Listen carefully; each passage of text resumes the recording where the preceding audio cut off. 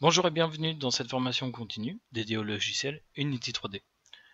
On a fait pas mal de vidéos sur nos armes. Ce qui serait bien, c'est aussi de gérer un peu la vie de notre joueur. Ce qu'on va faire, c'est qu'on va déjà créer un canvas pour afficher la vie de notre joueur à l'écran. Pour ça, je vais aller dans All Canvas. Je vais créer un nouveau canvas. Canvas. Ok, par défaut, de toute façon, il se scale bien à l'écran défini. On va l'appeler Canvas Player. Tout simplement. Je vais rajouter une petite image ou un petit panel. Je vais carrément rajouter un panel. Alors par défaut, il se met à la taille du canvas. Je vais mettre un truc flottant. Alors, je sais pas, 100.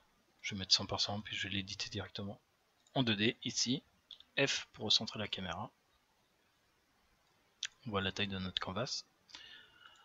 Je vais le mettre un peu vers le haut. Comme ça, ici. Je vais mettre en Rectool, l'outil pour les images. Pour le high. Je vais mettre un petit canvas comme ça, par exemple. Ok. On va changer un peu la couleur du canvas. Mettre un petit fond noir, par exemple. On peut changer aussi l'alpha, soit transparent ou non. Je vais mettre un petit peu transparent. Ok, vous mettez les couleurs que vous voulez. Dans ce panel, je vais mettre une image. Je vais peut-être mettre un groupe d'images. Je vais créer un empty directement. Alors un empty, vous voyez qu'il se met en règle transform par défaut. Il le fait automatiquement.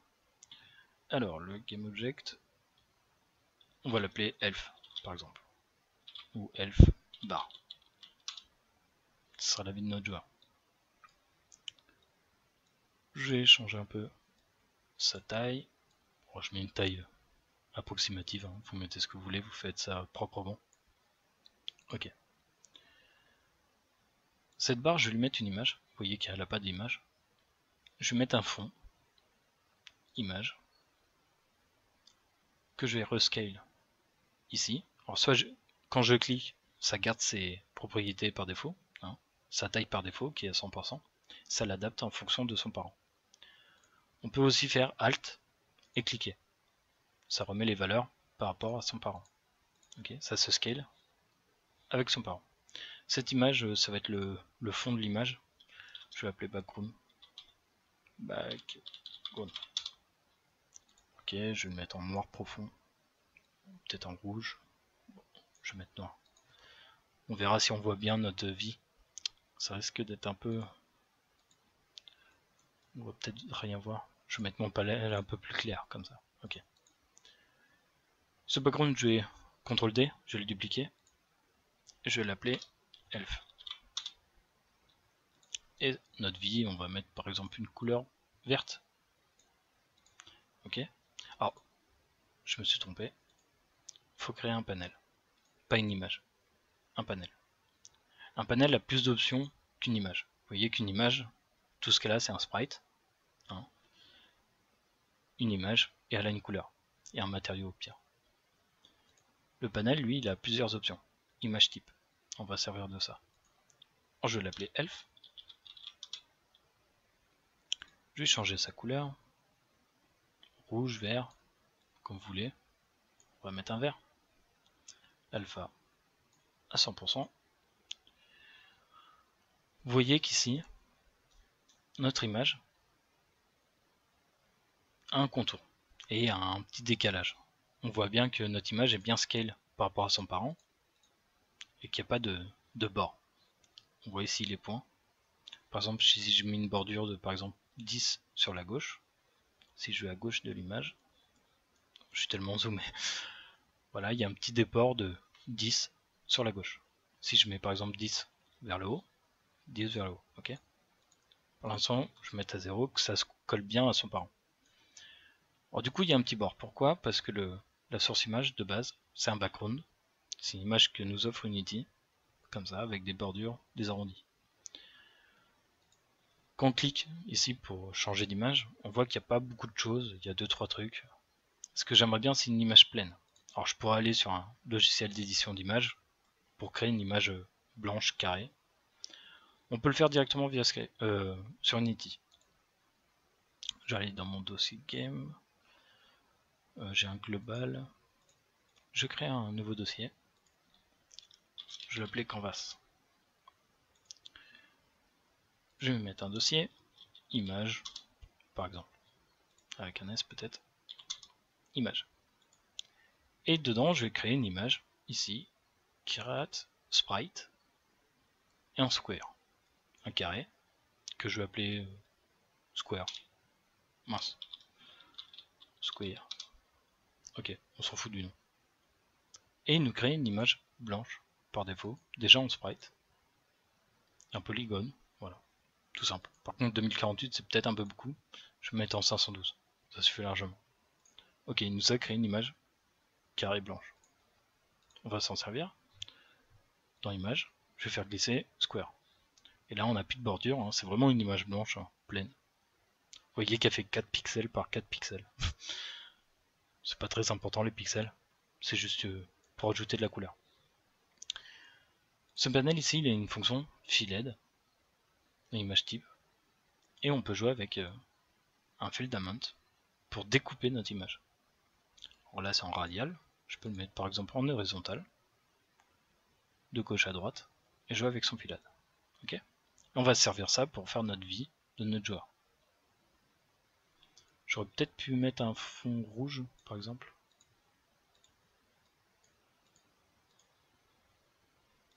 Alors ça fait bien voir notre vie qui descend. Ok, on va servir de ça. Vous voyez que field amount, ici, il va de 0 à 1. C'est une float, 0 à 1. Pour ça, il va falloir dans notre player un script pour gérer de toute façon la vie, plein de choses. Du coup, j'ai créé un script. Player. Alors, je vais mettre stat. Vous mettez ce que vous voulez. Il y aura plusieurs stats dans notre joueur. Sa faim, sa soif. Il y aura plein d'infos. Player stat, je vais le mettre sur le player. Paf. Alors, je vais le remonter.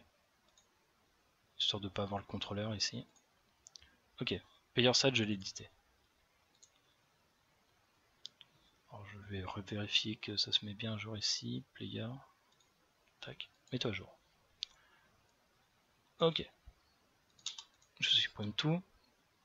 Il va falloir une référence aussi de ce nouveau script dans le manager, on en aura besoin plus tard. Player stat, on va l'appeler player stat, hop, on va aller le chercher directement, c'est sur le même GameObject, du coup ça va être assez simple, est égal à getComponent, player stat, voilà, comme ça si on en a besoin, on ira chercher le joueur, et son script est déjà renseigné. Les stats du joueur, bah, ça va être simple. Il va voir public, current, life, elf, comme vous voulez. Elf. Par défaut, alors, public float, pardon. Une float, une vie, par défaut, on va lui mettre, histoire de tester, 50 points de vie. Ok. 50 points de vie, il va falloir, par exemple au start, faire bouger notre image en fonction de la vie de notre joueur. Du coup, ce que je vais faire, c'est que dans Canvas, je vais créer un script, enfin un folder déjà,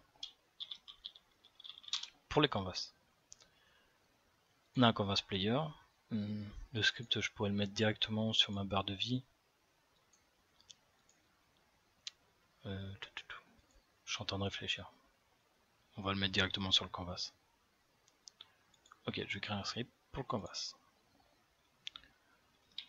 On va l'appeler Canvas Player. Tout simplement. Alors ça compile, ça met un peu de temps. Ok, mon Canvas Player, je vais lui mettre le script. Celui-là. Pareil, ce script-là, qu'est-ce qu'il va faire? Il va refresh ici notre barre de vie dans le high.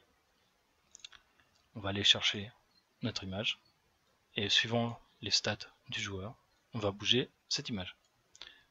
Le truc c'est que va falloir y accéder, va falloir chercher un GameObject, Canvas, lui mettre un tag, tout ça.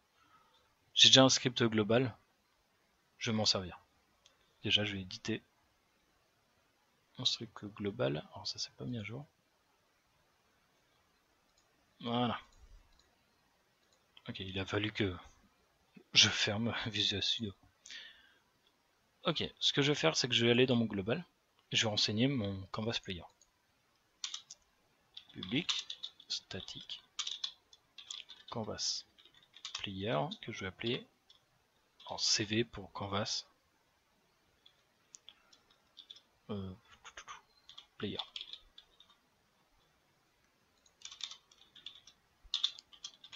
Je vais commenter un petit peu histoire de faire un peu de rangement. Ok, notre canvas, il est là, on va l'assigner directement. Hello wake global CV player est égal à ce script là. Comme ça je peux y accéder de n'importe où. Ok, il va falloir une fonction public void refresh stat. On va pas faire peut-être toutes les stats. Refresh stat elf. Tac. On va refresh notre image. Pour ça il va falloir notre image, et pour utiliser le component image, il nous faut utiliser le using UnityEngine.ui. Sinon on peut pas jouer avec les images. Ok, enfin avec le component image. Et les textes, ou tout ce qui est UI en fait. Il faut ajouter le using. On va avoir une image. Alors je vais mettre im elf. Souvent je mets im pour dire que c'est bien une image. Ok, dans le wake on va aller chercher notre image. Est égal à quoi?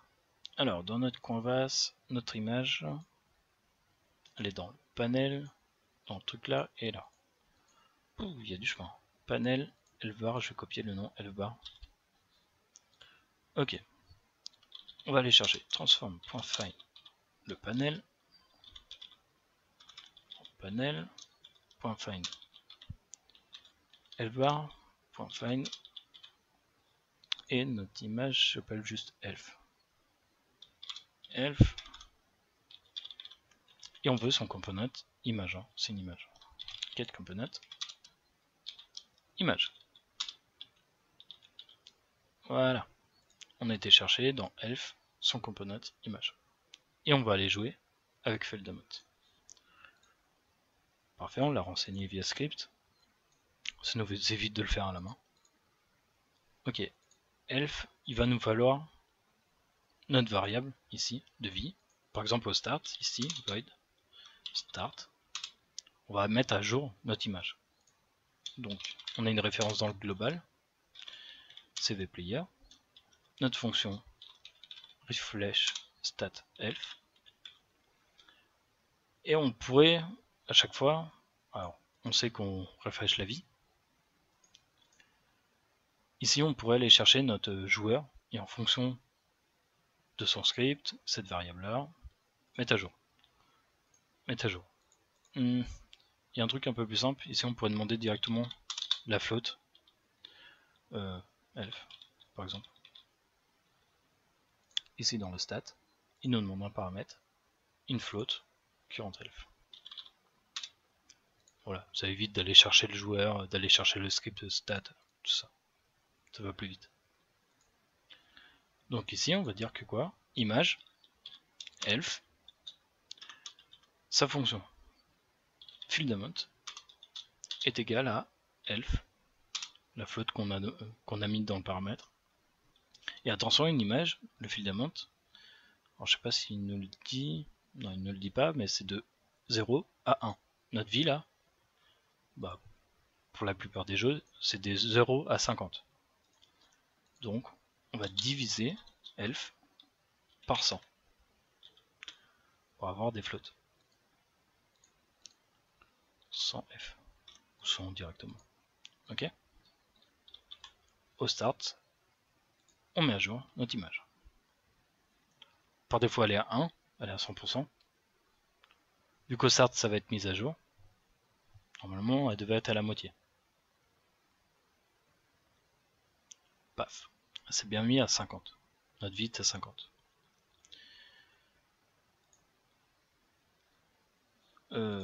Par exemple, on peut checker, hein, on peut tester. Si je mets ma vie à 30% au start, bah, il va prendre Current Health. Paf, 30% de vie. Ça fonctionne très bien. On va faire le scope de dégâts. On va créer ici une fonction publique, void, pour appliquer des dégâts à notre joueur. Par exemple, hit to player. Originalité. Ici, on va dire que Current Health sera moins égal. On va enlever par rapport aux dégâts qu'on va mettre à notre joueur. Alors, on a des dégâts, on pourrait mettre une variable de dégâts, mais suivant les dégâts, on va directement demander un paramètre, float. On va appeler dégâts. Sera moins égal. On va enlever des dégâts dans Current Health. On pourrait checker aussi par exemple si la vie du joueur est à 0. On pourrait faire carrément une fonction void player def. Le joueur meurt.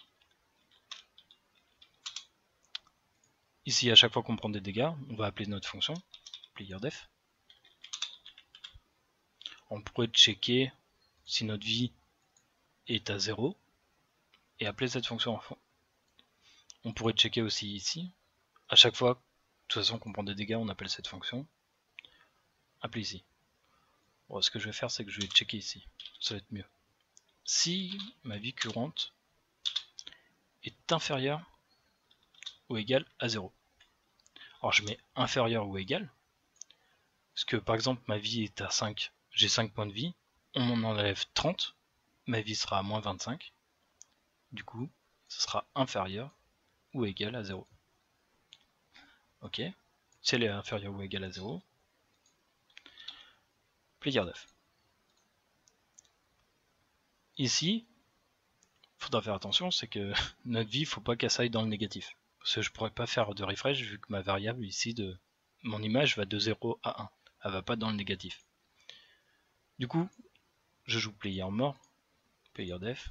Par exemple, on peut mettre un print dans la console. Le player est mort. Histoire de voir si ça fonctionne bien. Ici, on pourrait refresh aussi ça. Bon, je vais faire un copier-coller. CTRL-C. À chaque fois que je prends des dégâts, je mets à jour mon image. Ok. Mais attention, comme je vous ai dit, la vie, il ne faut pas qu'elle soit dans le négatif. Du coup, si elle est inférieure ou égale à 0, cure health va être égale à 0. On met bien la variable à 0 pour pas qu'elle soit négative. Sinon, ici, on va avoir un problème. Et on le fait avant de refresh l'image. On peut tester. Ce que je pourrais faire pour tester un peu plus vite, je vais créer une fonction update qu'on supprimera plus tard. Si j'appuie input. À chaque fois que j'appuie sur code, si j'appuie, je sais pas, sur T par exemple, je vais appliquer des dégâts à notre joueur. Là, il nous demande une flotte de dégâts. Je sais pas, je vais mettre 20 points de vie par exemple. 20 flottes. Okay. À chaque fois que je vais appuyer sur T, je vais enlever des dégâts. Je vais appliquer des dégâts à notre joueur. Je vais lui enlever de la vie. On va pouvoir tester. On va checker ici la current vie et l'image. Paf. Par défaut, j'ai mis 30. Bon, si j'appuie sur T, paf, ça fonctionne pas. Ah si, ça fonctionnait, mais j'ai même pas le temps de voir. Ok, je vais retenter, parce que j'ai fait un petit truc qui marche mal. J'ai 30 points de vie, j'appuie sur T. Ah, ça n'a pas fonctionné. Et là, j'ai pris des dégâts. Pourquoi? Parce que je refresh player que si je suis en dessous de 0. Alors attention, cette fonction, j'ai pas fait gaffe. On va la mettre à la fin de la ligne.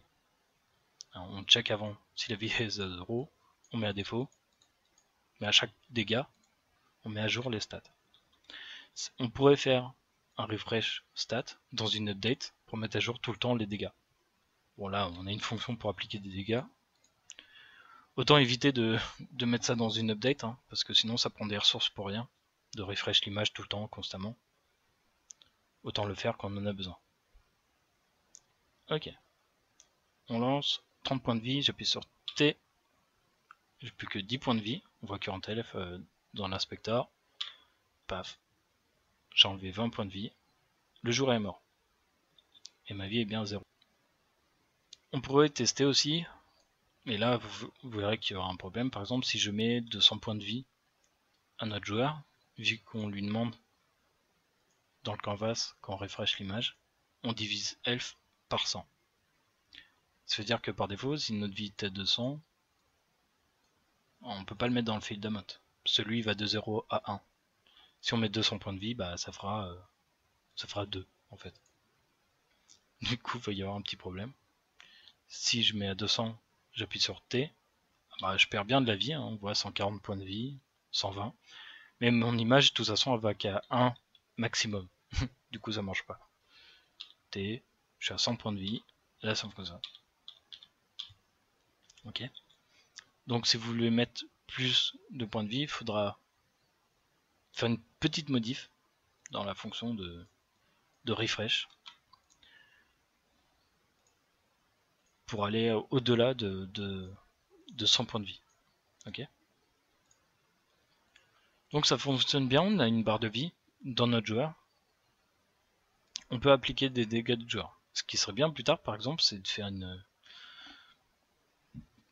un script. Par exemple, quand je prends des dégâts en sautant, d'appliquer des dégâts au joueur. On fera ça dans la prochaine vidéo. Merci de m'avoir écouté, amusez-vous bien sur Unity, et on se dit à la prochaine. Ciao tout le monde!